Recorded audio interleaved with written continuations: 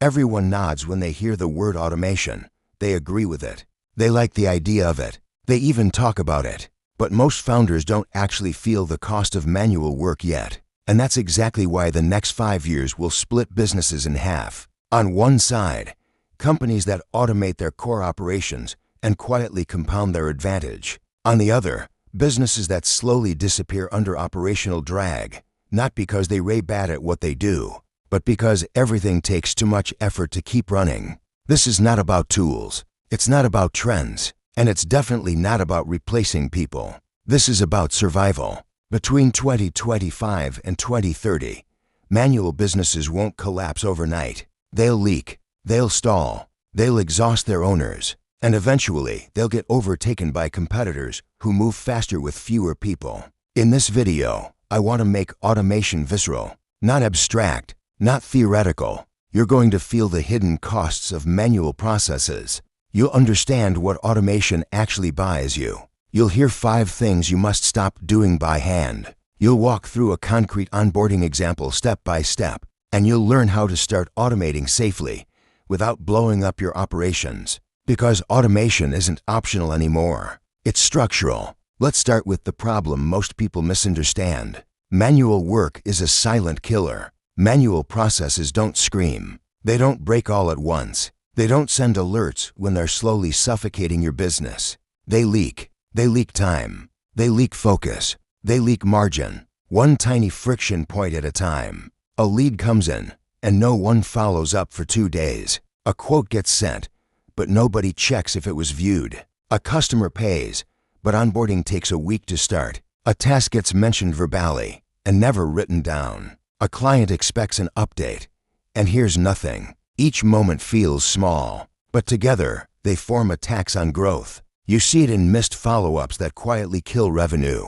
You see it in chaotic handoffs where sales promises don't match delivery reality. You see it in owner dependence, where one person becomes the brain, the memory, and the safety net for the entire operation. You see it when every new customer adds more admin work instead of more profit. That's the core problem. Manual businesses convert growth into complexity. And complexity kills momentum, not because the team isn't capable, not because the service isn't good, but because the system can't support the load. Now here's the part most people get wrong. Automation is not about doing less work. Automation is about buying freedom, very specific kinds of freedom. First, time. When repetitive tasks disappear, owners and teams stop spending their best energy on mechanical work. That energy moves to strategy, relationships, problem solving, and improvement. Second, consistency. Automation protects your reputation. Customers get the same clarity,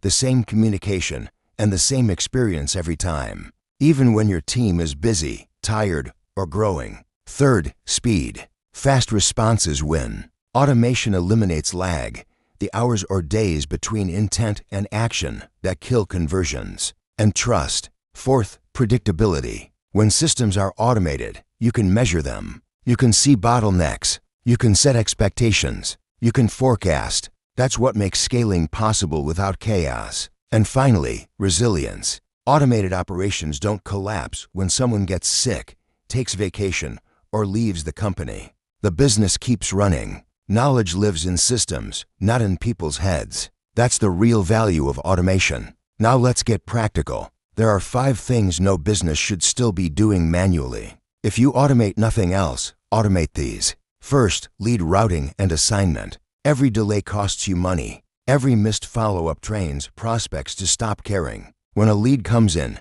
it should instantly move from form to CRM, get tagged or staged correctly, get assigned to an owner, and send an immediate confirmation to the prospect. No inbox checks, no sticky notes, no "I'll get to it later." Second, payment-triggered onboarding. Payment is the cleanest signal in your business. When money clears, everything downstream should move automatically. The moment payment succeeds, your system should update the CRM, generate an onboarding checklist, assign internal owners, and send the customer a clear "here's what happens next" message. Nothing builds confidence like momentum. Third, status updates and simple client communication. Silence erodes trust faster than mistakes. Clients don't need constant custom emails, they need clarity. Automated transactional emails, SMS reminders, and portal-based status updates eliminate confusion and prevent emotional churn. Fourth, routine task lists and handoffs. Memory-based operations create blame. Someone forgets. Someone assumes. Something falls through the cracks. When jobs are created automatically, with owners, deadlines, and escalation rules, accountability becomes visible instead of emotional. And fifth, basic reactivation and referral prompts. Most businesses are obsessed with new leads and ignore their easiest revenue. Past customers. Automation allows you to re-engage customers based on time, behavior, or satisfaction, and to ask for referrals when the experience is still fresh. Now let me show you how this looks in reality. Here's a simple onboarding example. Imagine a B2C subscription service. The goal is simple. A new customer should become fully active within 48 hours. Here's the flow. A customer signs up and pays on the website. That payment success triggers a webhook. Immediately, the platform creates a customer record in the CRM, tags them as new, and attaches the order. At the same time, an onboarding checklist is automatically generated and assigned to the onboarding owner. The customer receives a welcome email explaining exactly what to expect and linking to the first required form. Now here's where automation really matters. If that onboarding form isn't completed within 24 hours, an automated reminder goes out. No emotion, no guilt, just clarity. If it's still incomplete after 48 hours, a task escalates to a human owner with full context so they can step in intelligently. When the onboarding form is completed, the system updates the customer's status, triggers internal notifications, and unlocks the next step automatically. No guessing, no chasing, no chaos. That's what automation looks like when it's done correctly. And notice something important. Humans are still involved. Automation doesn't replace judgment. It protects it. Now, here's the part most founders are afraid of. They think automation means rebuilding everything at once. They worry about breaking what already works. They fear losing flexibility.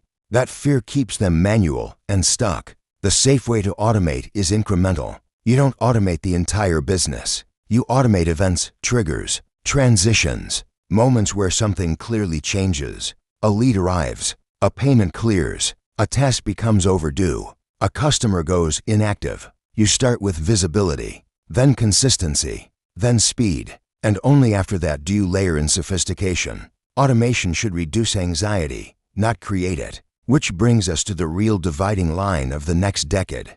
Manual businesses rely on memory, on hustle, on heroic effort. Automated businesses rely on systems, on clarity, on momentum. The future of small business doesn't belong to the loudest brand or the prettiest website. It belongs to the businesses that run smoothly when no one is watching. Between 2025 and 2030, automation won't be a competitive edge. It will be table stakes. The question isn't whether you automate. It's whether you do it intentionally or wait until survival forces your hand.